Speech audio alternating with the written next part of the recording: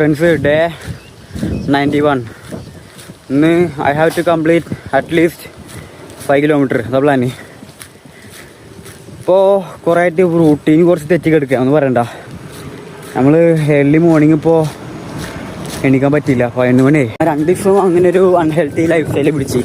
നേരം വഴിക്ക് ഉറങ്ങുക, നേരം വഴിക്ക് എണീക്കുക, ലേറ്റ് നൈറ്റ് ജാമിങ്, അങ്ങനെ നമ്മൾ 2 ദിവസം പൊടിച്ച്.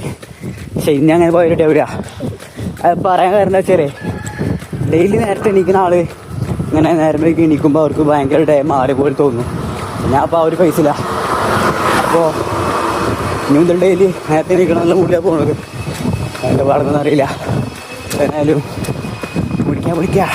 നേരത്തെ എണീക്കുന്ന ആളാണെന്ന് വെച്ചെങ്കിൽ നിങ്ങൾക്ക് മനസ്സിലാവും. ഒരു ദിവസം തെറ്റിക്കഴിഞ്ഞാൽ ആ ഒരു ഡേ മാറുന്നത്. ലക്ഷ്മിച്ചേ